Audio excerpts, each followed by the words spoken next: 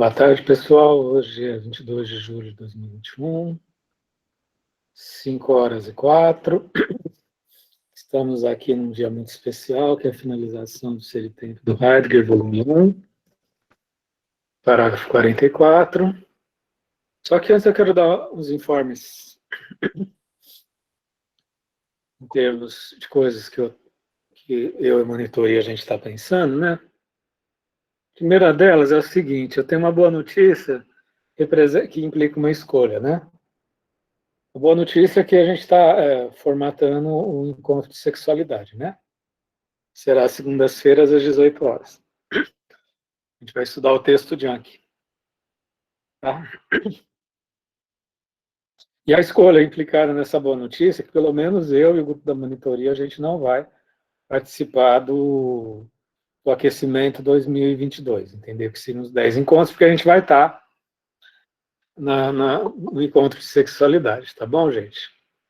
Sim, se o grupo quiser se organizar entre si, fazer mais estudos até dezembro, vocês fiquem à vontade, mas eu tenho que escolher, entendeu? Porque diante dos meus outros compromissos, eu não dou conta de fazer um aquecimento, né? Inclusive, eu vou mostrar para vocês o que eu estou planejando aqui.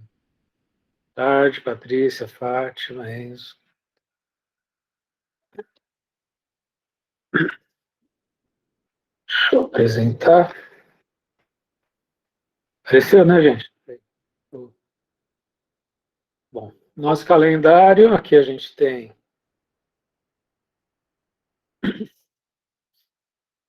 nossa programação. Fernando, se der para aumentar um pouquinho, para dar para ver melhor. Deixa eu ver. Vamos editar. Arquivo. Aumenta. Nos 3 pontinhos lá em cima, você pode aumentar o zoom da página. Tá. Aumentou? Melhorou? Tá bom? Mais? Melhorou. Obrigada. Então, hoje é 22 de julho, estamos seguindo nosso cronograma. Parágrafo 44, com a generosa, dedicada e consistente da Michele. Semana que vem a gente começa a Vigiar e Punir, com a minha aula inaugural, a gente abrindo o Vigiar e Punir. E vamos numa sequência. A gente tem que ver se a Yara vai continuar. Ela me mandou uma mensagem que ela estava dando um tempo, né? A gente tem que ver. Perguntar para ela. Mas a gente tem uma sequência que vai de 29 de julho, o livro é um pouco menor, né? Vai até 30 de setembro. Tá?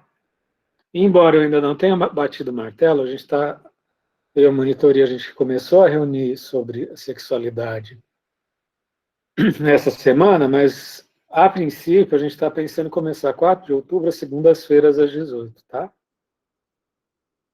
Tem forma, segunda-feira às 18, porque vai participar o professor da medicina, o Magnus Dias, que ele é coordenador do ambulatório trans, endocrinologista da medicina. Ele vai participar. A gente, inclusive, está fazendo alguns artigos, né? Sobre intersexualidade, sobre transexualidade, né? Então, ele vai participar. Esse é o texto Jung do Preciado, né? E que hoje cedo eu fiz uma primeira divisão, tudo isso é provisório, tá, gente? Eu distribuí, se alguém já leu o texto de Jung, eu tenho 2 vertentes de capítulos, né? Tem capítulos que são conceituais e tem capítulos que são narrativas da vida dela, dos relacionamentos dela, do uso dela, narrativas do uso dele, né? Do uso dele, do hormônio, dos namoros, dos relacionamentos. Então, eu fiz um recorte no qual eu deixei os capítulos mais conceituais teóricos aqui do lado direito, do lado esquerdo, e em leitura complementar, que são trechos onde ele fala da vida, processo de harmonização, né? De forma que a gente conseguiria ler o livro inteiro. Isso é novidade até para a monitoria, né? A gente conseguiria ler o livro inteiro. A gente leria uma etapa até 6 de dezembro, que continuaria de janeiro, 17 de janeiro, e acabaria em 14 de fevereiro, um pouco depois do Carnaval. E aí eu já proporia a gente começar o encontro 2021 aqui, ó, em fevereiro, entendeu? 21 ou 28 de fevereiro. De forma que, a princípio, hipoteticamente, quem quisesse participar dos dois grupos teria uma continuidade. Mas eu quero frisar, gente, eu acho o aquecimento 2022 algo muito instigante, mas eu não tenho condições de puxar. Eu tô com 3 projetos extensionistas, inclusive esse, vai fazer mais esse de sexualidade, sala de aula, né, estágio, enfim, meu projeto de pós-doutorado, enfim, vou fazer uma especialização em cuidados integrativos e tenho vida pessoal também, né, gente? Entendeu? Então, impossível, impossível. Até eu conversei com a monitoria, a Karen falou, Fernanda, eu estava preocupado de tanta coisa que você está fazendo, né, Karen? Enfim.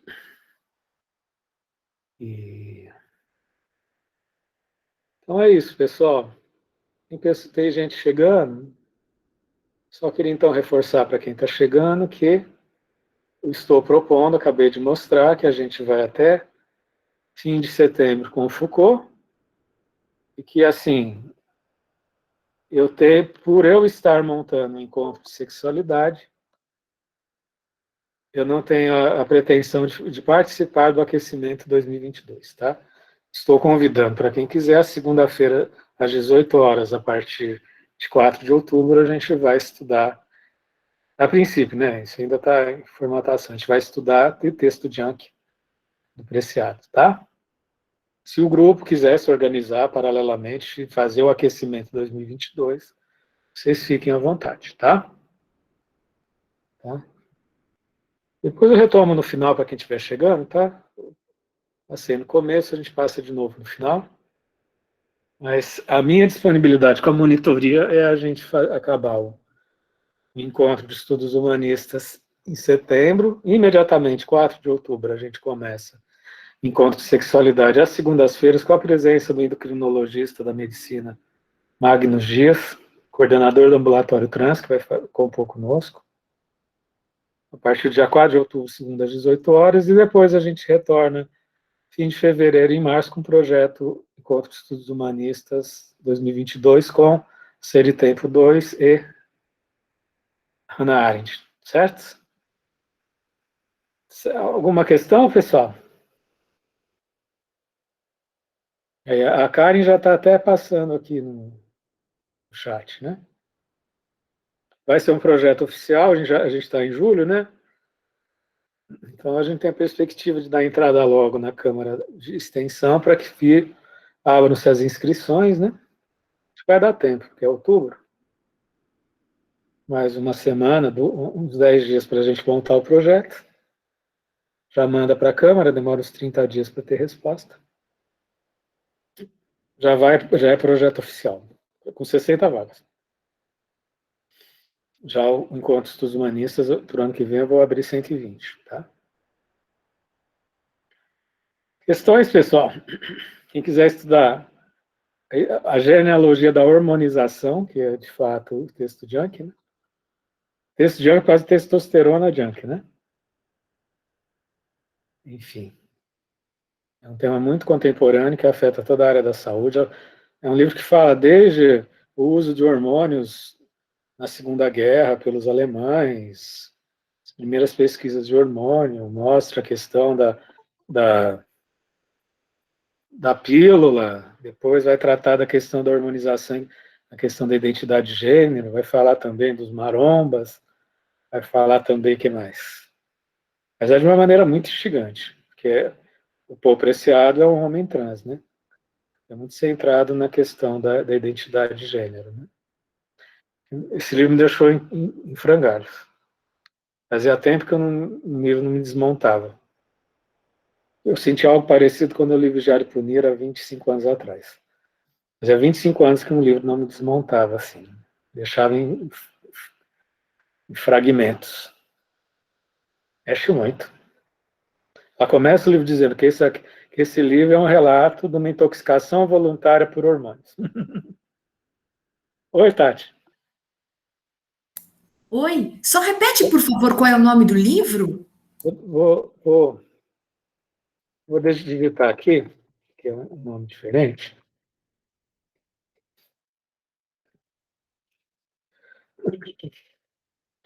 O Preciado, com a Judith Butler, entendeu? São os contemporâneos que, de alguma forma, quem inaugurou essa questão do sujeito, na contemporaneidade, foi sim o Foucault, dentre alguns, 2 ou 3, né? E nas últimas décadas surgiu Judith Butler, o Preciado, que, de alguma forma, avançam, ampliam, acho que a minha concepção ampliam a questão do sujeito, no sentido da identidade de gênero, o gênero como performance, né? O gênero como teatralidade, entendeu? Desconstrói a Simone de Beauvoir, porque critica a Simone de Beauvoir, dizendo que ela tinha uma identidade binária de homem, de mulher, enfim, né? Claro que a Simone de Beauvoir teve importância dela na época dela, né? Então, e aquilo estudo que se estuda junto, né? A gente já aprendeu, né? Como é que é. E tudo isso tem um humanismo, né? O humanismo da questão. A gente vai, a partir da semana que vem, ter uma experiência de subjetivação que desconstrói o humanismo com Foucault, tá? Aí no semestre, em sequência, a gente faz a desconstrução de sexualidade, retorna para uma ontologia do ser e tempo, volume 2, e depois se abre para a origem do totalitarismo. Eu acho um desenho fantástico. É uma jornada. Obviamente é segunda-feira, às 18 horas, porque é o dia que o Magnus pode. Tá? Senão eu até manteria esse horário. Vou até conversar com ele. Né? De repente ia ser muito legal manter. Né? Mas ele, na terça ele não pode. Entendeu? Né? Vamos conversando. Estamos montando o projeto. Né? Com vocês, Michele, com sua facilitação magistral. Só mais uma coisa, a monitoria estava falando em ter uns dias de folga por causa do semestre. Depois eu vou conversar com ele de revezamento, sabe, gente? Porque, de fato, a gente vai entrar agora em recesso escolar em agosto, né? Porque o nosso calendário fez assim com a pandemia, né? Nosso meio de ano é agosto e setembro, né? Então, eu vou conversar com eles depois. Com vocês, a magistral facilitação da Michele. O último, esse momento ritual, histórico. O último parágrafo do Ser e Tempo 1. Vencemos, pessoal. Atingimos. Chegamos no alto da montanha. Agora é só montanha abaixo. Ou voar, ou voar, ou voar.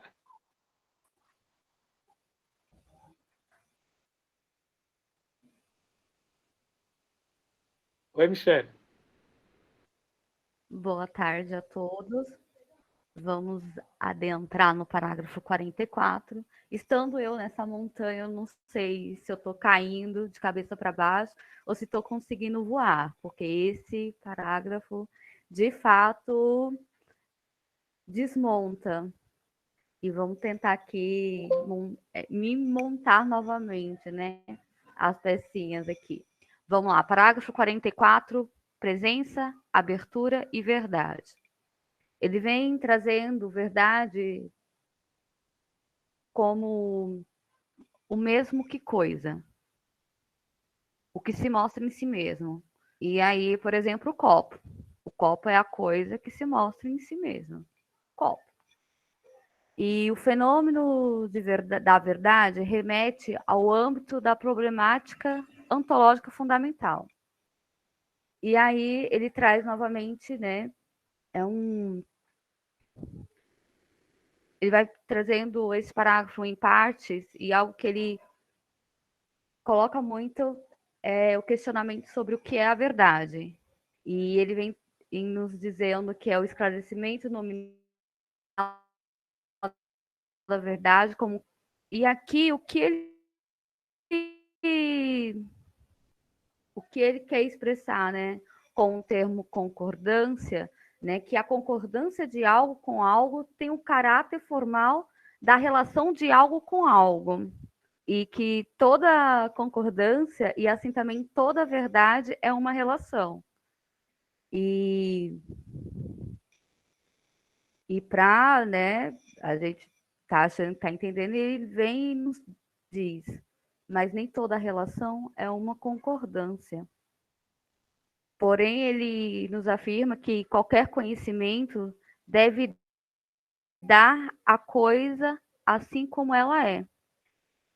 E é bacana essa questão da verdade, quando ele nos traz o exemplo do quadro na parede. Por exemplo, a pessoa está de costas e alguém pergunta: o quadro está torto ou, né, está nivelado? E aí a pessoa vai responder. E a resposta é uma verdade. A verdade em relação ao objeto. E uma coisa que ele traz é que o conhecimento é um julgamento. Mas essa ação de julgar não é algo de certo, errado, de bom ou ruim. Porque se a coisa é, né, como ela se mostra, você está colocando, né, o seu conhecimento. E quando você denota aquela coisa como ela mesma, você está levando, né, o seu julgamento. E uma coisa que ele traz é o pensamento psíquico real, que ele traz que é simplesmente dado ou não. O conteúdo ideal do juízo diz respeito a um nexo entre o conteúdo ideal do juízo e a coisa real sobre a qual se julga. Quando é que o fenômeno da verdade se exprime no próprio conhecimento? E aí ele lança esse questionamento e vem nos dizendo que, sem dúvida, quando o conhecimento se mostra como verdadeiro. E quando ele vai falando, né, da verdade, aí ele vai resgatar a proposição, que já falamos anteriormente.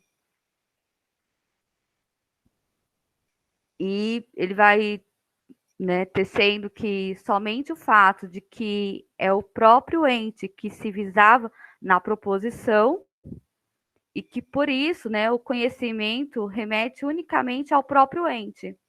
O próprio ente visado mostra-se como ele é em si mesmo, ou seja, que em si mesmo ele é assim como se mostra e descobre sendo na proposição. Gente, esse parágrafo é bem tenso. E aqui uma coisa, né, até para que para mim ficou até um pouco mais clara essa questão da concordância. Ele traz um exemplo que o número 6 concorda com o 16 menos 10. E aí ele fala assim, né, os números concordam porque são iguais com respeito ao quanto, né? A igualdade é um modo de concordância. Verdadeiro é o conhecimento, mas conhecer é julgar. No julgado como conteúdo ideal, disse que é verdadeiro. E nisso ele vai trazer o processo psíquico real ao aposto ou é, né, que é posto ou não, e que todo esse conteúdo, né, ele vem trazendo o ideal do juízo e o que está e é o que está na relação de concordância, né? Então, o processo psíquico real, ele está ligado no processo da relação de concordância, ao qual afeta uma conexão entre os conteúdos ideal do juízo e a coisa real como aquilo sobre que se julga. E aqui, novamente, né, por exemplo, o copo, né, a coisa. E a partir do momento que nós denominamos o copo como copo, nós estamos julgando, porque ele poderia ser outras N coisas. Bom, vamos...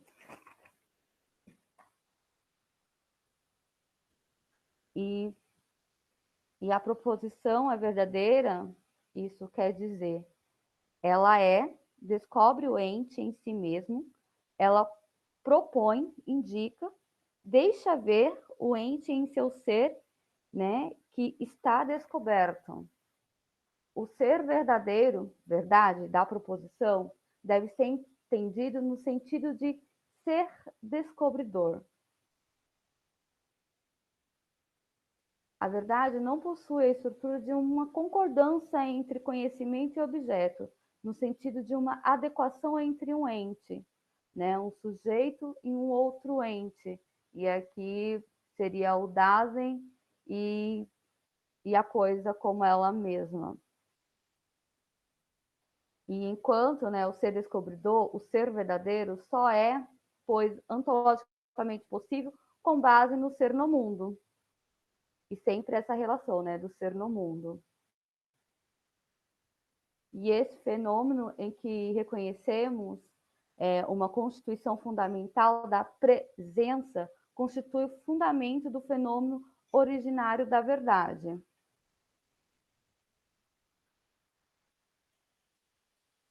E outra questão, né, que ele vai trazer, né, nesse parágrafo é que o fenômeno originário da verdade e o caráter derivado do conceito tradicional de verdade. E aí ele vem tecendo, né, ser verdadeiro, a verdade, e o ser descobridor, né, que tem que ter essa relação, o ser verdadeiro do enquanto é, no modo do deixar e fazer ver, né? Fazer ver a descoberta, porque a coisa está ali. Só que o ser descobridor é que vai, né, entre parênteses, revelar, né? Desvelar a coisa.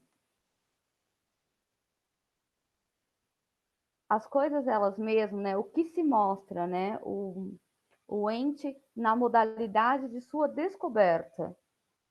E a definição proposta da verdade não é um repúdio da tradição, ele não vai tecer crítica, né, da tradição sobre a verdade, porque ele traz um olhar, né, sobre essa verdade, porque é um julgamento no que tece sobre o ser descobridor que vai descobrindo as coisas, não que vai ter um julgamento moral, não é isso. E a definição da verdade, e aqui ele toca, né, como descoberta e ser descobridor, nasce da análise dos comportamentos da presença. E através disso, né, chamamos, né, de verdadeira. Então, só vai ter a verdade se tiver a presença. E o ser verdadeiro, enquanto ser descobridor, é um modo de ser da presença. E isso difere da verdade,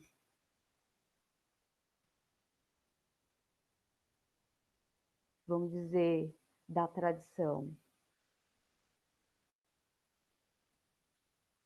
E descobrir é um modo de ser no mundo. A ocupação que se dá na circunvisão ou que se concentra na observação descobre entes intramundanos, aliás.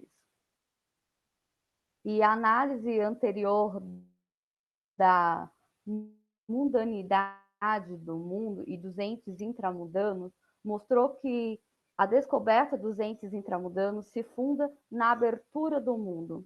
A abertura é o modo fundamental da presença, segundo a qual ela é o seu, né, presença.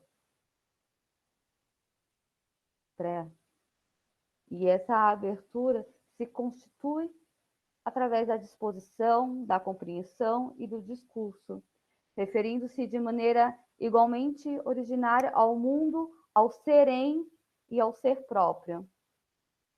E esse texto, ele traz muito a questão do ser próprio e do ser impróprio. E isso me fez lembrar muito quem? Guilherme. A estrutura da cura, enquanto precede a si mesmo, por já estar no mundo enquanto ser junto, ausentes intramudanos, resguarda em si a abertura da presença. Com ela e por ela é que se dá a descoberta. Somente com a abertura da presença é que se alcança o fenômeno mais originário da verdade. E na medida em que a presença é essencialmente a sua abertura, né, em que ela abre e descobre o que se abre, a presença é essencialmente verdadeira. A presença é e está na verdade. A presença é e está na verdade através das seguintes determinações. E ele aqui vai nos dar 4 determinações, né? A primeira, a abertura em geral, né, que pertence essencialmente à constituição ontológica da presença, que abrange a totalidade da estrutura ontológica que se explicitou o fenômeno da cura. E aqui ele vai retornar, né, à cura, que pertence não apenas o ser no mundo, mas também ao ser, né, que está junto aos entes, intramundanos, com o ser da presença, e a sua abertura se dá de maneira igualmente originária, a descoberta dos entes intramundanos. E a segunda determinação é o estar lançado, né, que pertence à constituição ontológica da presença como constituição de sua abertura. E no ser lançado, que revela que a presença já é sempre minha, e isso no mundo determinado, e junto a um âmbito determinado de entes intramundanos, também determinado. A abertura é, em sua essência, factual. A terceira determinação da presença, do ser que se abre para o seu poder ser, como compreensão. A presença pode se compreender tanto a partir do mundo e dos outros entes, quer dizer, das relações. E também ela pode se dar a partir do seu poder ser mais próprio. E o poder ser mais próprio que ele traz está correlacionado à presença, que abre-se para si mesmo em seu poder ser mais próprio.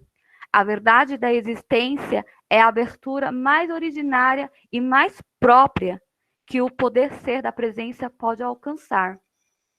E a quarta determinação, ele vai discorrer sobre a decadência, que pertence à constituição ontológica da presença, que na maior parte das vezes a presença se perdeu em seu mundo. O que se descobre e se abre instala-se nos modos de deturpações e fechamento através do falatório, da curiosidade e da ambiguidade. E aqui, só pegando a deixa, né, sobre o que falamos sobre falatório, né, que muitas vezes a falácia pode estar imbuída de vazio e não de presença. E aqui é o que eu vejo como decadência. O ente não se vela por completo, ele se descobre no momento em que se deturpa. Ele se mostra, mas segundo o modo da aparência. Ao mesmo tempo, o que já se tinha descoberto volta a afundar na deturpação e no velamento. Eu me mostro, eu me retraio, né? Eu me mostro, sempre é um movimento. Em sua constituição ontológica, a presença é e está na não-verdade, porque é, E em sua essência de, né, decadente, assim como a expressão decadência, o termo não verdade é usado em seu sentido ontológico. E na analítica existencial deve se afastar de seu uso toda e qualquer valoração onticamente negativa. Fechamento e encobrimento pertence à facticidade da presença. E do ponto de vista ontológico existencial, o sentido completo da presença, a presença é e estar na verdade. Também inclui, de modo igualmente originário, que a presença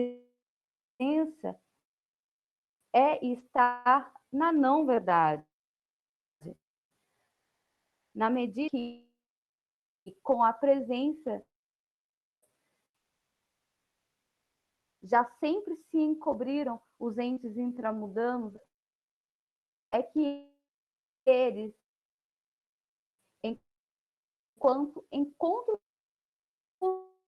possível dentro do mundo, já se encobriram,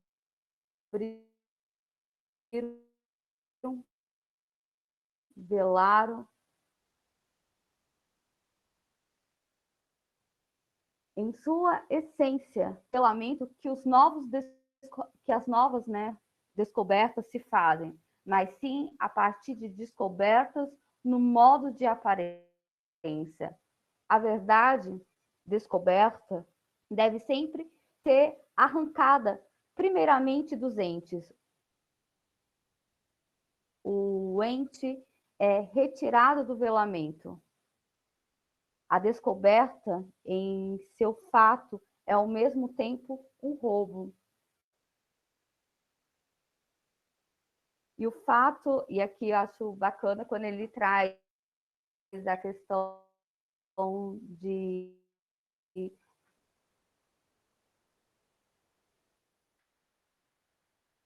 paridade, que coloca o e o outro do velamento. E que isso significa simplesmente que a presença já está sempre na verdade. E não na não-verdade. E o caminho de decisão compreensiva entre ambos. Porque até então está lá dois caminhos. E qual é a verdade? É o caminho a qual ele irá escolher. E a condição ontológica existencial para se determinar o ser no mundo através de verdade e não verdade reside, né, na constituição ontológica da presença, por nós caracterizada como o projeto que está lançado. E ela é o constitutivo da estrutura da cura. Da interpretação ontológica existencial do fenômeno da verdade, ele coloca alguns pontos. Entre eles, que a verdade, no sentido mais originário, é a abertura da presença, a qual pertence à descoberta dos entes intramundanos. Segundo ponto, a presença é estar de modo igualmente originário na verdade, e não na não-verdade. Que na interpretação tradicional dos fenômenos da verdade, são entendidos quando eles se mostram. E que a verdade compreendida como concordância tem sua origem na abertura, e isso através de uma modificação determinada.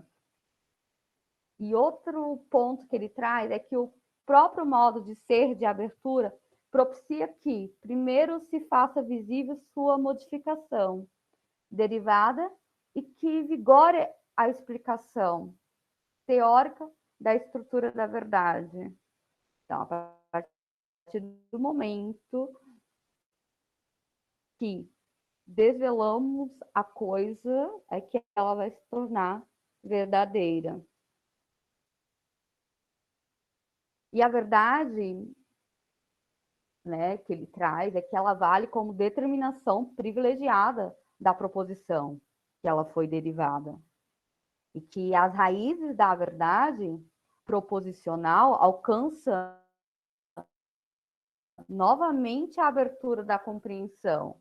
E deve ser, no entanto, né, o mostrar explicitamente o fenômeno da concordância em seu caráter derivado.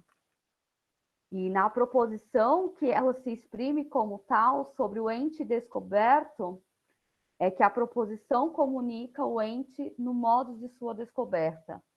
A proposição comunica o ente no modo de sua descoberta. Na percepção, a presença se percebe, e isso se dá através da comunicação, que traz a si mesma para o ser descobridor com a referência ao ente discutido, naquilo sobre o que a proposição se pronuncia, né? É onde está contida a descoberta dos entes. E a descoberta se preserva no que é pronunciado. E o que se pronuncia torna-se, por assim dizer, um manual intramundano, que pode ser retomado e propagado, como o martelo, no seu martelar. Qual é o manual do martelo? Qual é a sua manualidade? E por preservar a descoberta, o que se pronuncia, e assim se acha a mão, traz em si mesmo uma remissão ao ente sobre o qual toda proposição pronuncia. E mesmo na repetição, a presença que repete chega em um ser para o próprio ente discutido. Não vai ser numa coletividade, vai ser na presença. Isso vai ser entre a relação do Dasein, sujeito, com o objeto, a coisa.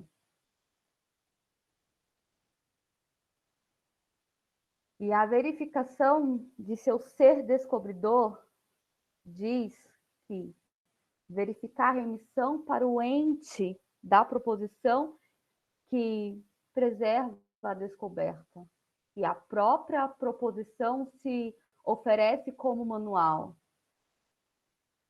O martelo e o seu martelar. O ente para o qual ele traz uma remissão descobridora é um manual intramundano, um ser simplesmente dado. A remissão, no entanto, reside no fato que se a descoberta, né, só pode ser preservada na proposição. E mesmo assim, é sempre descoberta de algo.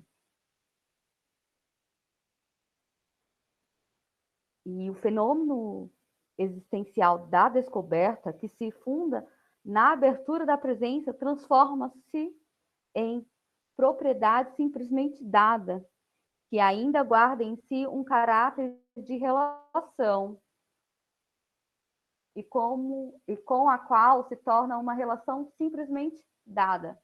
Verdade como abertura e ser descobridor, no tocante ao ente descoberto, transforma-se em verdade, como concordância entre seres simplesmente dados dentro do mundo.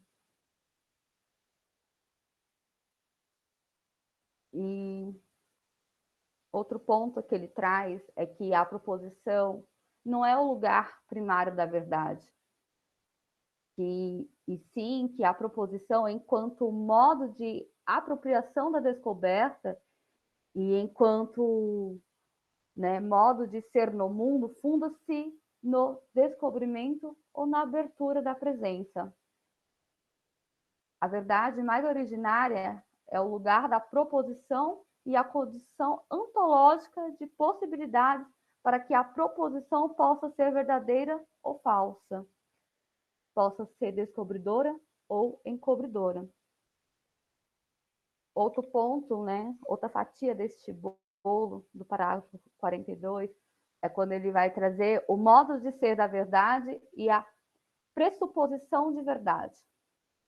Enquanto constituída pela abertura, a presença é e está essencialmente na verdade. A abertura é um modo de ser essencial da presença. Só se dá verdade na medida e enquanto a presença é.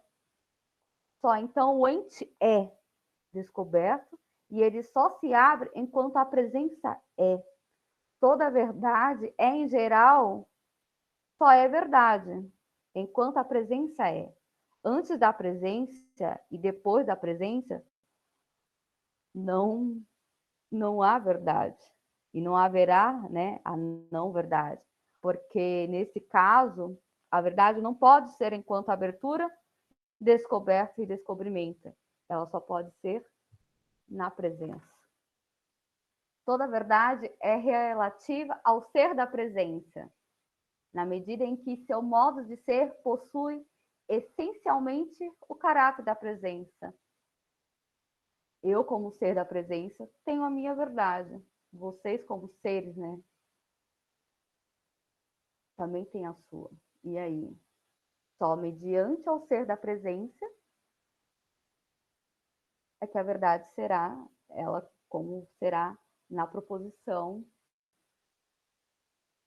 de quem comunicará. Por isso que ela é relativa. Não que está certo ou errado, ou julgamento de valoração. Não existe isso. Será que essa, né, relatividade significa que toda verdade é subjetiva? E aí ele vem nos lança esse questionamento e ele fala, caso se interprete, né, o subjetivo como que está no arbítrio do sujeito, certamente não. Porque como, né, que toda verdade vai ser relativa? É a verdade, ela é, simplesmente é, né? No ser da presença, que está, né? Se não tiver o ser da presença, não há verdade. E em seu sentido mais próprio, o descobrimento retira a proposição do arbítrio subjetivo e leva a presença descobritora para o próprio ente. Apenas porque verdade como descobrimento é um modo de ser da presença e que ela se acha subtraída ao arbítrio da presença. A validade universal da verdade enraiza-se simplesmente no fato de que a presença pode descobrir e libertar o ente em si mesmo. Somente assim é que esse ente pode em si mesmo se ligar a cada proposição possível, ou seja, a sua própria demonstração.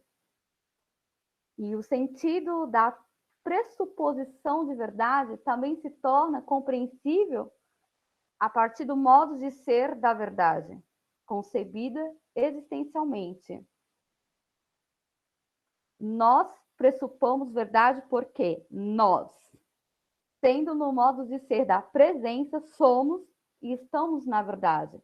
Mas não a pressupomos como algo fora ou sobre nós, frente ao qual nos comportamos junto com outros, né? E aí se dá os valores. Não somos nós que pressupomos a verdade, mas ela é. Se torna ontologicamente possível que nós sejamos, de modo a pressupor alguma coisa. A verdade possibilita pressuposições. Pressupor verdade significa compreendê-la como alguma coisa em função da qual a presença é. E aqui ele vai dizer que presença, no entanto, é isso que reside na constituição ontológica de cura. Já sempre precedeu a si mesmo.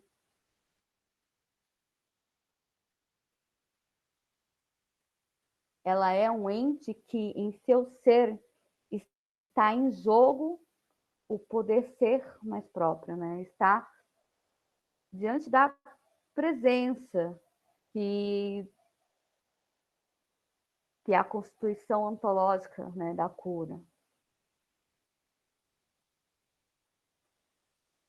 E a abertura e o descobrimento pertencem de modo essencial ao ser e ao poder ser da presença como ser no mundo. E na presença está em jogo seu poder ser no mundo, e com isso a ocupação que descobre na circunvisão o ente intramundando na constituição ontológica da presença, como cura. A presença como cura. No proceder a si mesmo reside o pressupor, e aqui novamente o originário, porque ele vai, ele retorna, e ele fala que residir, né, o pressupor mais originário, porque esse pressupor, o si mesmo, pertence ao ser da presença, e novamente aqui o nós, né? E esse pressupor radicado no ser da presença não se comporta com os entes, né, do caráter de presença, mas unicamente consigo mesmo. E aqui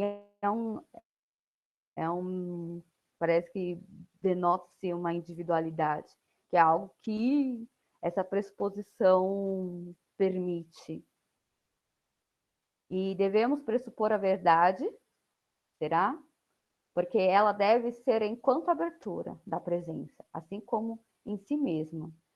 E esta, né, deve ser sempre minha, tipo, minha, né? Eu como ser na presença tenho a minha verdade. A verdade nunca vai ser coletiva, né? Nós pressupomos. E aí, nesse caráter, eu não visualizei no texto e existirá, não. Tem esse lance de cada um com a sua verdade, não tem uma verdade coletiva. Em si não se pode perceber porque o ente deve ser descoberto, porque deve haver verdade e presença. E a objeção, ela conseguiria, ela vai, a objeção, né, sobre a verdade, ela vai de encontro com o ceticismo, né, com a negação do ser ou da possibilidade de se conhecer a verdade, né, que está no meio aí do caminho.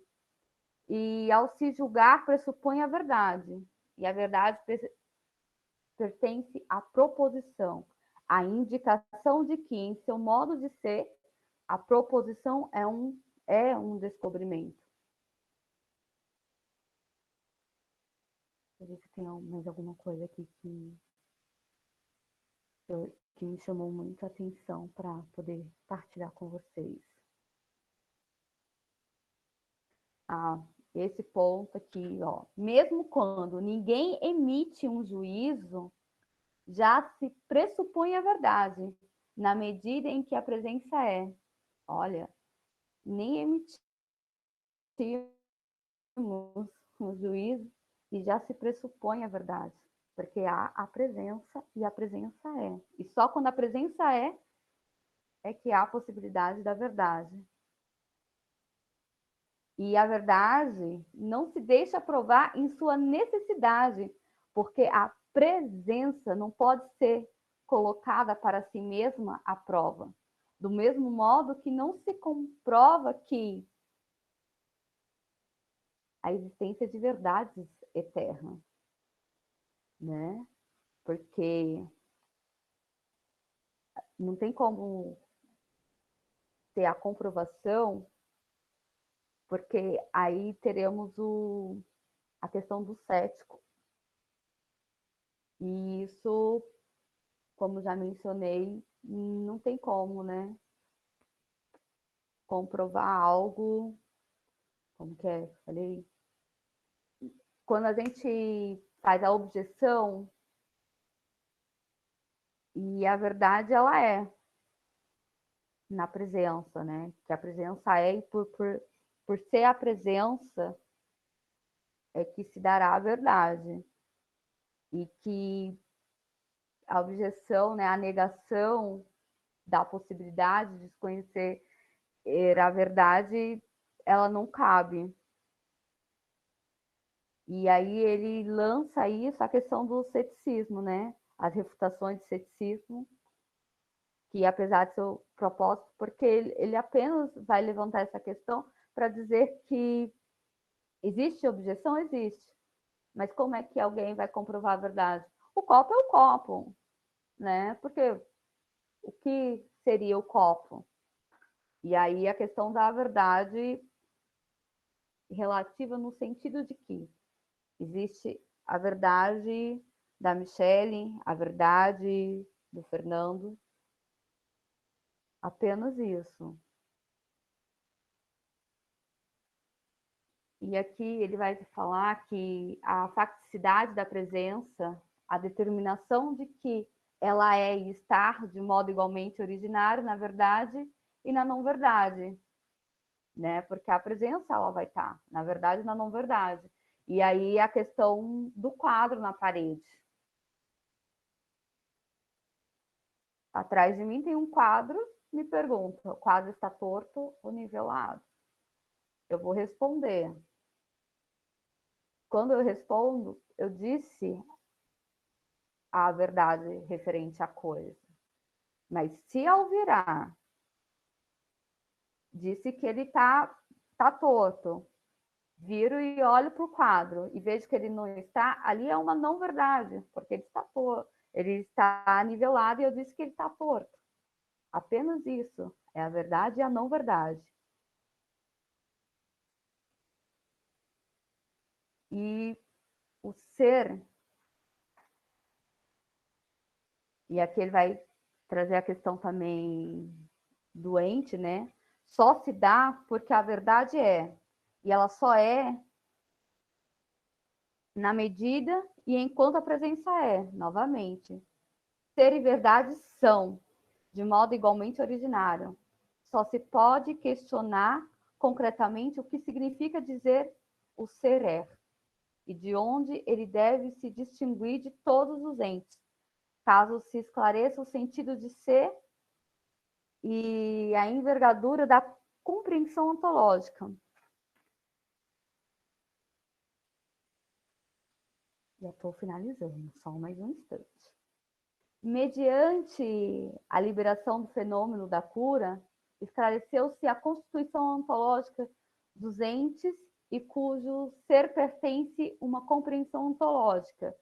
E o ser da presença foi, né, com isso, delimitado frente aos modos de ser, manualidade, ser simplesmente dado, realidade, que caracterizam os entes não dotados do caráter de presença, compreensão e interpretação do ser.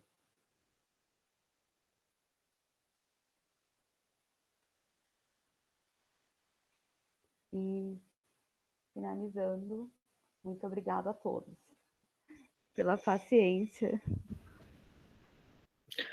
Muito obrigado em nome do grupo. Shelley, que jornada mais fascinante e desafiadora, né? Sim.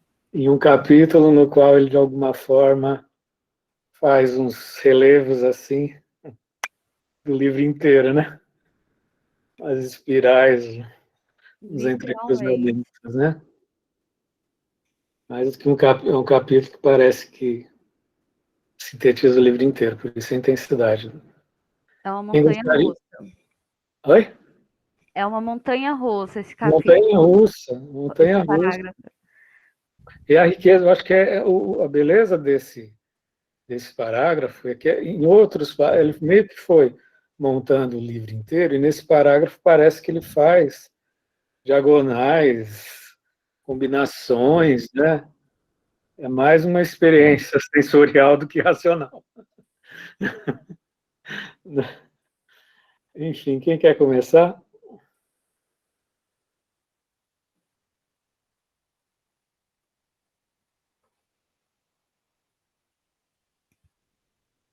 Só para eu dar um start que me grava bem a questão do modo de vida do ser, né? Ele tanto pode estar expresso na abstração, na idealização, como ele pode não estar, e essa abstração, essa idealização não corresponder à verdade do ser, né? só ideias que estão dissociadas da verdade do ser enquanto presença, né? É essa concentração que ele fala, a verdade do ser enquanto presença, relação na produção da cura, né? Como se esse capítulo é como se ele reiterasse combinações de todos os conceitos que ele desenvolveu até então, né? Tem a força de reiteração, né? Uma concordância que vem a ser, no que diz respeito a uma ideia, uma idealização, que haja concordância dessa idealização com o ente, né? Para que não haja a inautenticidade, né? Você fala uma coisa que não diz respeito à presença, né? Sobre a presença que não diz respeito a ela. Né? Aí é a vida inautêntica, né? Ao mesmo tempo, o ato de pressupor sobre uma coisa também constrói uma realidade, né, gente? A importância da expressão, né? É ontológica também, mesmo que seja inautêntica, né? Cria uma rede, né? Com o ente, né? Você diz uma coisa que é uma abstração. Né? E aí que entra a importância da fenomenologia, né, gente? Fenomenologia, que é a descrição do vivido, hermenêutica do vivido, interpretação do vivido, em relação a conceitos mais idealistas, né, e abstratos. Né? Tati, por favor. Então, e aí, com esse parágrafo, que é um desafio, Michele, parabéns. Porque ele deu tilt no meu cérebro. Aliás, ainda vou ler umas 4 vezes ainda para ver se eu aprendo mais um pouco. Mas o que eu consigo apreender em termos de questão, talvez para mim, sendo a verdade que eu busco, é que ele coloca, de alguma forma, fundada na cura, né? Essa questão da verdade de cada um. Justamente corroborando com o que o Fernando estava falando, dessa questão do autêntico, inautêntico, próprio e impróprio, e a verdade, muitas vezes, que é a verdade de cada um, pode estar velada. E aí, é por isso que ele coloca que muitas das vezes o ser humano, ele está na decadência, ele está no mundo, na verdade de todo mundo, né? Na verdade que todo mundo fala, que todo mundo faz assim. E aí ele coloca, né, que aquela que traz a transformação é a verdade que os próprios Dasein descobre ele mesmo, que é dele, que é próprio, né? É ser livre para também desencobrir a verdade que é dele. Acho que dá para a gente pensar em um pouco sobre isso, né? Essa questão de verdade e liberdade, né? E ser livre para. Basicamente isso que eu queria compartilhar com vocês. No final, quero dar um nó projetando Foucault, tá, gente? Me lembra de eu dar um nozinho na cabeça da gente, tá? Guilherme. Primeiro, eu gostaria de agradecer a Michele por essa facilitação majestosa, porque haja fôlego, como a Tatiana disse, né? Esse capítulo foi tudo e mais um pouco e transcendeu. E, em segundo lugar, eu queria pedir desculpas também, porque eu perdi uma parte da apresentação, porque acabou, a minha internet caiu. Então, eu não sei se o que eu vou falar aqui tem tanto sentido, né? Mas parece que nós abordamos algo muito interessante, que é a base da fenomenologia, né? Que é o não lidar com representações e sim com o fenômeno ele mesmo.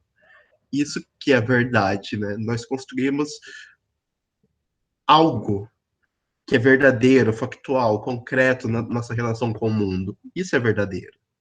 Pelo menos é nesse sentido que para mim apareceu, né? E aqui é sempre válido lembrar, né, a diferença que o Heidegger faz logo no começo do Ser e Tempo, né, de verdade como veritas e verdade como aletheia, né? É muito toda a verdade do ser é uma verdade por aletheia, que é essa verdade de desvelação, de encontrar no ser doente aquilo que lhe é mais próximo. Isso me faz muito pensar que a verdade ela não é polissêmica no sentido que há muitas verdades, mas sim que cada verdade é verdadeiramente única, porque ela expressa algo fático de algo. Pode não expressar ele todo na sua complexidade inteira, mas é muito difícil falsear algo que é próprio. Mas mesmo assim, eu também quero levantar a questão de que também é interessante pensar como que verdades são construídas historicamente, né? Porque o que é verdadeiro no momento não significa que foi verdadeiro no passado e vai ser verdadeiro no futuro. E o que se é considerado verdadeiro, né? Ele tem a ver com toda essa instituição, com essas redes que são construídas dessas relações históricas fáticas entre Daseins e o mundo, né? Isso inclui política, isso inclui manipulação da verdade, né? Entre várias aspas, né? Sociedade, afetos, principalmente afetos, né? O quanto o afeto ele dita o que é verdadeiro ou não.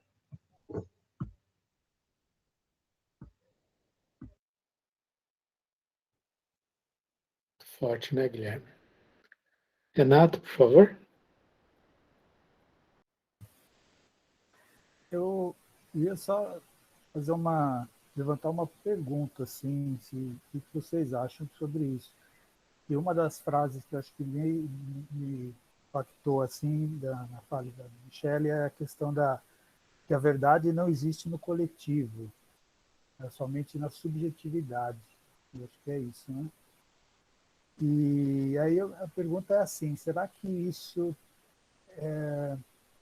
tem a ver com que a linguagem ela não consegue expressar tudo, a linguagem é limitada e por isso que não existe uma verdade coletiva, só existe uma verdade subjetiva? Vocês acham, pessoal? Enzo?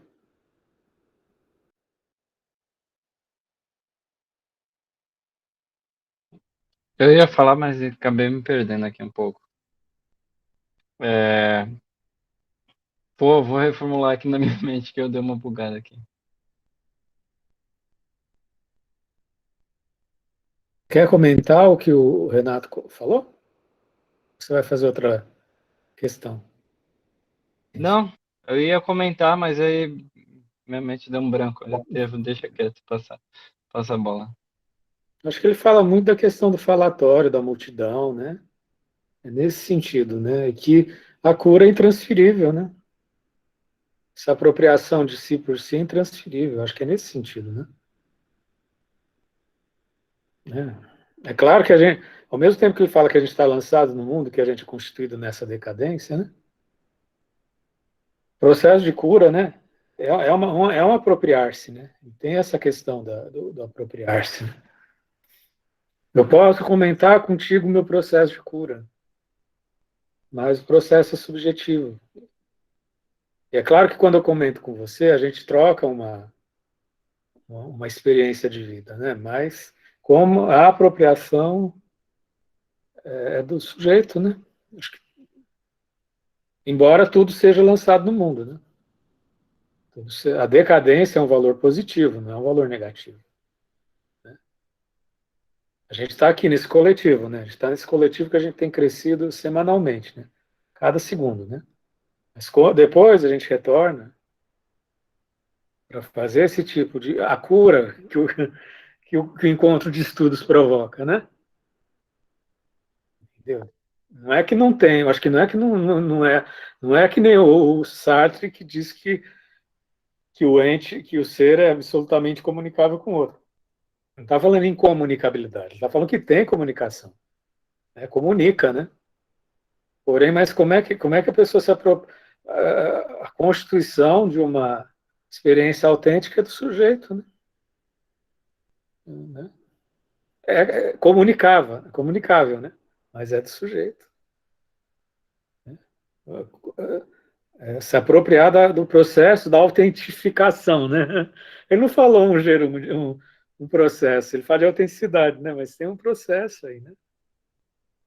De autenticar, né? Não sei se tem sentido, gente. A gente está construindo junto, né? Guilherme, por favor.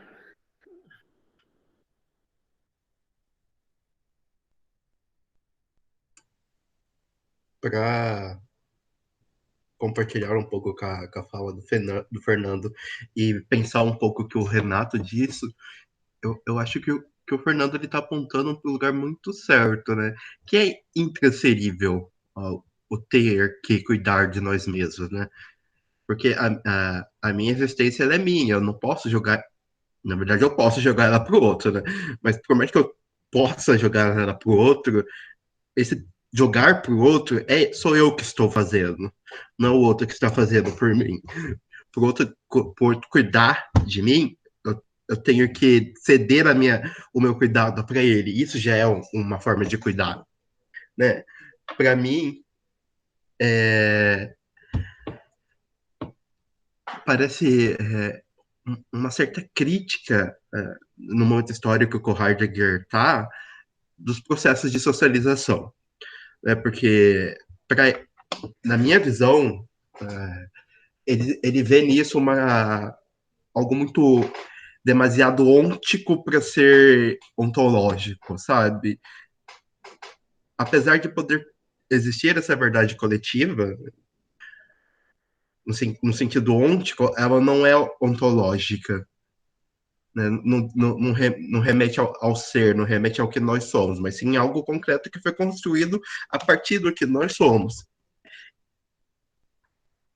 Mas eu também concordo quando você diz na questão da linguagem, porque a linguagem ela não engloba tudo da existência. Exatamente o fato porque a linguagem ela é metafísica, ela é representacional. Ela não pode englobar completamente o ontológico. Nós não podemos, por exemplo, falar de algo de que hoje nós não temos palavras. Por isso nós criamos palavras, nós onticamos certas coisas para poder comunicar sobre elas. Então isso já não é mais uma existência, uma ponte completamente ontológica. Não sei, eu acho que estou complicando demais as coisas. Mas, próximo. Tati? Então, Renato, não sei se eu entendi direito a pergunta, mas você falou de verdade própria e verdades coletivas, né? E aí eu estava pensando no que você estava falando, e o que são essas verdades coletivas, se não statements, né? Como é que eu falo?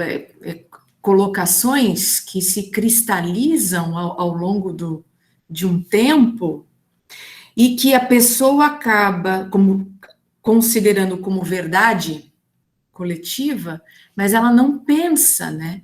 E aí tem uma frase de Heidegger que ele coloca assim, das 3 atitudes que você pode ter diante de uma situação, e aí a gente pode considerar diante de uma verdade coletiva, ou você se resigna, ou você aceita, ou você se rebela, se revolta, ou você pensa.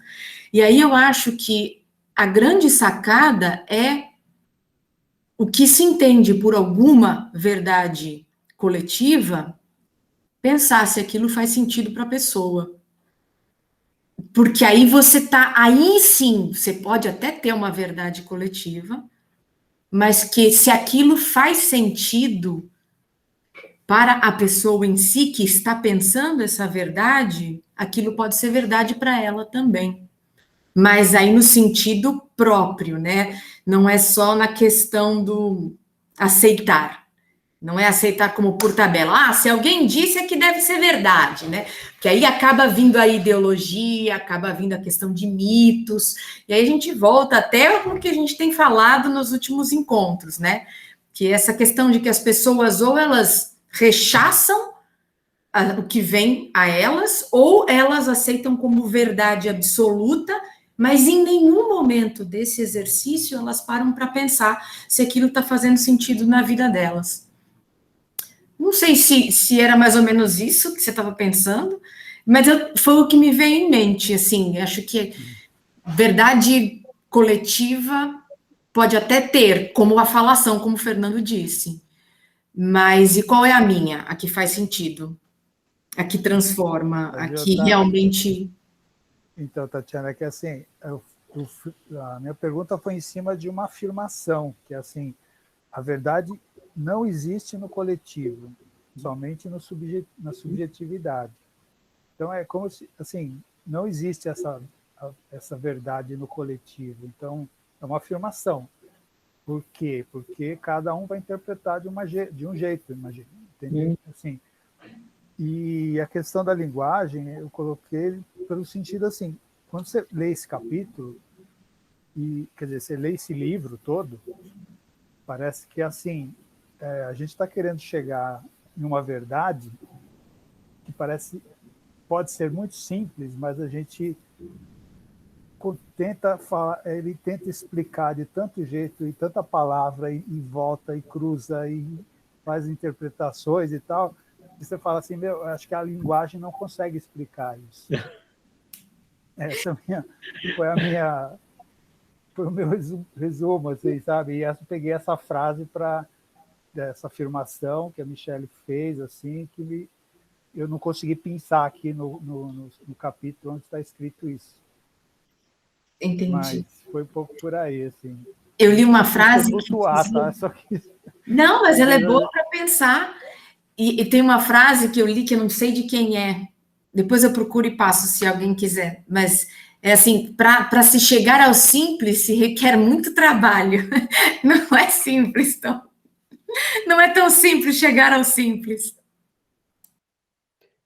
Compondo com a fala, principalmente o Renato, né? Assim, Tati compôs com o Renato, Guilherme compôs com o Renato, né? A gente pode buscar a autenticidade de uma maneira meramente formal, né? O fato de você ler Ser e Tempo, de você fazer psicologia, de você fazer filosofia, participar de grupos de estudos, quer dizer que nós, né? Quer dizer que você está construindo uma verdade autêntica? A nossa profissão que tem de gente que na hora do vamos ver é só categorial, entendeu? É só currículo. Na hora do vamos ver, a pessoa faz aquilo para trás, entendeu? E não falta psicólogo, né, que faz para trás, né? Meu presidente da República, né? Fala porque a pessoa faz um mundo de coisa. Ah, eu participei do grupo de estudos. Ah, eu li, eu fiz aquela especialização, né? E não tem experiência encarnada. Talvez o que falte para entender um pouco é que ele fala muito pouco de corpo, que depois ele vai compensar no Zolicon, né? Seminário de Zolicon, né? Tudo a verdade é a experiência encarnada. Entendeu? Experiência encarnada. É por isso que às vezes a gente muda de vida, porque né, o tempo, né, que é essa preciosidade, a gente precisa preencher o tempo com possibilidade de cura autêntica, né? Agora o que não falta é psicólogo de currículo. Não falta gente de currículo cheio. Isso enchendo o saco da gente, né? Paula. Ai, professor, eu fiquei muito curiosa com o seu nó com o Foucault, mas eu queria fazer uma pergunta para você. Eu esqueci do nó, ainda bem que você me lembrou. Não, mas eu não esqueci, não. Vou falar agora. Tá bom. Vou falar agora. Fala aí, Paulo. Pergunta, depois eu falo. Você escreveu no chat, né, sobre a questão do processo de autentificação, né, ou essa busca por essa autenticidade, né, que é uma questão importante. E eu queria que você comentasse os processos de subjetivação do Foucault. Porque é uma questão que eu acho que, para mim, é fundamental. Nesse momento, esse é um nó que eu tenho entre o Heidegger e o Foucault. Estou comendo granola. Onde que a gente chega, né? Assim, a gente é tão entupido nesses processos de subjetivação, eu queria que você comentasse. Que fantástico a gente ler, né, o volume 1 do Ser e Tempo, e semana que vem a gente vai para o Foucault, né? Agora, assim, é muito bom porque a gente está trabalhando um capítulo que fala da verdade, né? Uma verdade do ser, né? Uma verdade da cura, da presença, né?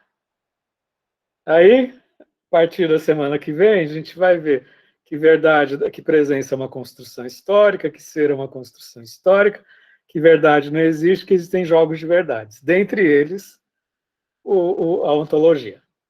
Entendeu? Tudo que a gente estudou como uma estrutura ontológica, né, de lançamento, etc. e tal, né? É o primeiro capítulo. Eu vou abrir, né, gente? Monitoria, vocês podem passar o quadro da facilitação? Vai ser eu que vou abrir a jornada. Enfim, tudo isso que é assim, que a gente está no apogeu desse banho, né, das questões do ser, da presença, tudo isso é construção histórica. É um dizer humanista. Entendeu? Então, aí ele vai situar onde o pensamento humanista se situa do ponto de vista das relações discursivas, das relações de saber e de poder. Vai dizer que o homem é uma construção histórica. E que isso que é uma verdade da presença, uma construção histórica, dentre outras. Entendeu? Aí ele vai mostrar, ele vai fazer um certo panorama, né? Os relevos, né? Não tanto em Vigiar e Punir, mas nas Palavras e as Coisas, principalmente, né? Onde ele mostra a arqueologia do pensamento ocidental, né? Mas já em Vigiar e Punir ele mostra isso quando ele mostra a genealogia do direito, da psicologia, entendeu? Do sujeito na prisão. Né? Então, subjetivação é isso, são os processos historicamente situados de construção de nós mesmos, né? Dentre eles a ontologia. E aí, com certa ironia, numa entrevista, ele faz uma ontologia histórica, ele está sendo irônico, né? Ele está sendo irônico. Ontologia histórica. Pensando ainda nessa articulação, né, da busca por essa autenticidade, desses processos de subjetivação, seria possível essa articulação de pensamento se a gente pensar em Foucault, naquele momento que ele fala das práticas de si? No último momento? No último momento, o que acontece? Tem 3 fases. Uma fase que ele mostra o sujeito de discurso, né? Os discursos da loucura, os discursos dos saberes, as palavras e as coisas, discurso da clínica, né? Depois ele mostra os discursos, eles não brotam como se fossem árvores, né? Eles são estimulados de acordo com certas relações de saber e de poder. Aí vem a genealogia, né? Que faz porque alguns discursos são valorados do que outros. É o poder que incita a produção de alguns discursos, como o discurso da sexualidade, o discurso da vigilância, o discurso da prisão, né? Relações de saberes e poderes na prisão, na sexualidade. Aí, e tudo isso dentro de uma sociedade normalizadora. Né? Tá? Durante quase 20 anos, ele estudou o pensamento moderno no Ocidente em contraponto com outras fases. Né? Aí ele vai buscar lá na Grécia e Roma Antigas, né, um contexto onde não tinha normalização. Ele vai dizer que naquele contexto tinham práticas de si. Ele vai dizer que naquele contexto tinha uma bricolagem, uma construção de si. Ao contrário da sociedade cristã, que é uma sociedade na qual a gente nasce faltoso, merecedor de castigo, porque a gente nasce com pecado original, na Grécia Antiga, na Antiguidade, não tinha essa culpa cristã, então a pessoa poderia viver suas experiências e se construir. Está dizendo que isso era lá. Né? Construção de uma ética, ética enquanto construção de si. Né? E que depois ele vai... Agora lançaram, faz 2 anos atrás, os manuscritos do as Confissões da Carne, né? Que ele vai para a Idade Média. Vai falar da construção do sujeito cristão, né? E aí ele morreu, né? Porque ele ainda fazia, ele era uma história da sexualidade, que seria para o manuscrito 4, depois tinha a sexualidade das populações, sexualidade das crianças. O que mais, gente? Não sei de cor. Eram 8 volumes. Enfim, né? Então, assim, o problema é a gente achar que a última fase ele tentou resolver o niilismo da segunda. Porque quando você fala muito de subjetivação, tudo é construção histórica. A gente tem uma tendência de você cair num niilismo, né? Aí ele vai na Grécia Roma Antigas e fala que os gregos se construíam na constituição de uma vida bela e virtuosa, né? Entendeu? São os gregos. Não é que ele está resolvendo. Não está trazendo que a gente tem prática de si, entendeu? Não está nos aliviando o nosso pensamento. A gente vive numa sociedade eminentemente normatizadora, de sociedade de controle, continua. Entendeu? Agora, a resistência é uma experiência corporal. No momento que as pessoas te rotulam, o teu corpo vai reagir, né? Vai resistir, né? Entendeu? É uma historicização da presença, só que ele não fala em presença, entendeu? Agora, por outro lado, a gente viu que o Heidegger ele tem uma historicidade. Ele fala de historicidade, ele fala de tradição, entendeu? Dentro de um dispositivo humanista, né? Entendeu? Agora vem depois os posteriores, Deleuze, Guattari e Foucault, né, que vão dizer que esse discurso do eu que escolhe, do eu que sente, do eu que percebe, é uma ingenuidade. Entendeu? Eu percebo, o eu que percebe na favela não é o mesmo que o eu que percebe na Inquisição da Idade Média, entendeu? Não é mais o eu que percebe num governo fascista, entendeu? Assim, essa originariedade, esse ser bruto, como fonte de sentidos, né?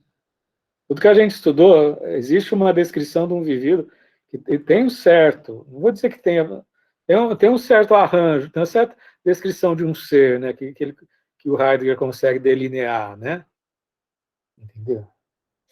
A ontologia, por isso que, como o Renato perguntou, questão de uma subjetividade, né?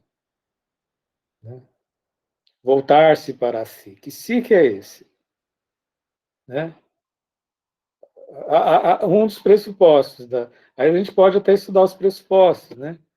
Em História da Sexualidade, quem quiser fazer uma pesquisa por conta, tem um capítulo que aí depois a gente pode ver, que o Foucault às vezes usava dos livros para explicar as dúvidas que como a Paula está trazendo. Né? Mas os pressupostos da subjetivação estão em História da Sexualidade 1, tá? Tem um capítulo lá que o Foucault quer fazer uma história sem sujeito, entendeu? Entendeu? Essa que é a questão. Existe um sujeito anônimo aí, que é atravessado pelas relações de saber e de poder. Não esse sujeito detentor da verdade, da cura, entendeu? Entendeu? O sujeito emerge de relações de poder e de saber, o que ele consegue, inclusive, o que ele consegue perceber, ele consegue sentir, é fruto dessa emergência. Entendeu? A gente é produzido minuciosamente em macromomentos históricos durante milênios. E a gente olha para cima, olha, eu desejo, eu tenho vontade, eu tenho sexo, eu tenho identidade.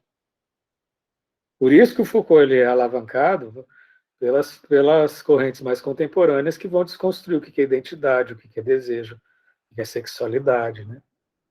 Foi um autor que foi o grande alavancador. Né? Para as pessoas desconstruírem o que é sexualidade, o que é identidade de gênero, o que é minoria, o que é raça.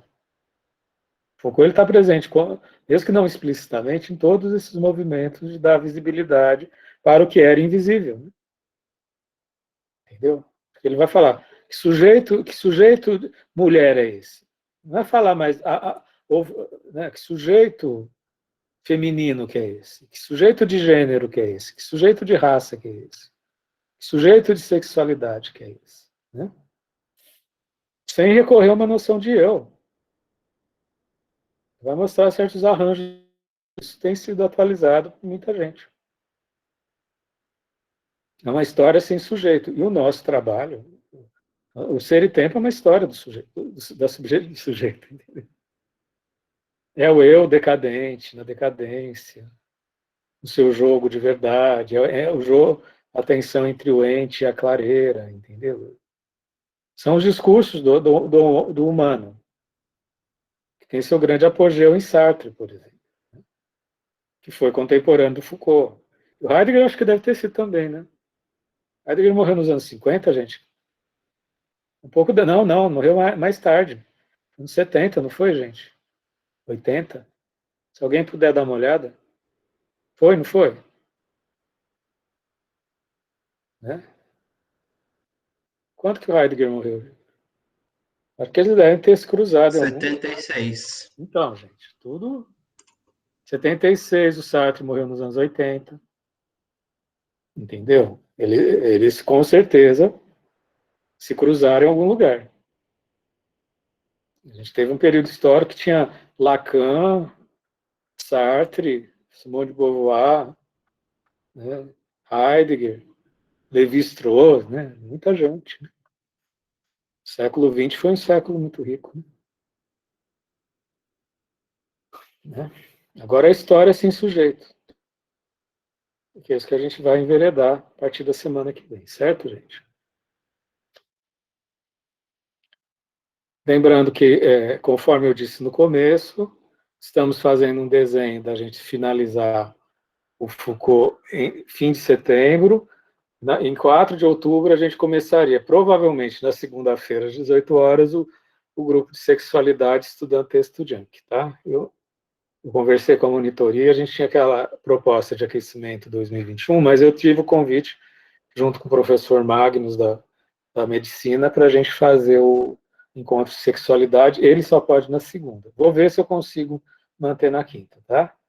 Na terça ele não podia, enfim. A gente vai ter a presença do um médico endocrinologista para a gente trabalhar a sexualidade. Para trabalhar a hormonização, a gente vai ter um médico endocrinologista. Entendeu? Coordenando comigo, tá? Então é isso, gente. Podemos finalizar a sessão de hoje, mais uma vez agradecendo a Michele. Finalizamos. Vamos tirar uma foto, gente? Hoje é muito especial. Cadê o celular? O celular. Fernando, pelo amor de Deus, tirou um print da tela, né? Como é que faz? Ah, tá aqui. Ah, não, tira a foto. Nossa o celular Senhora. tá na minha frente, eu tenho o suporte do celular. Eu vou tirar um print da tela, peraí. Tá, como é que faz? Ctrl P? Não, é FN print screen, tem no celular, do notebook, pelo menos. FN print screen? Sorrindo! Oi? Salvar no OneDrive. Mas tira com o celular para garantir. Ah, tá. E avisa primeiro. Avisa primeiro, né? Sorrindo, gente.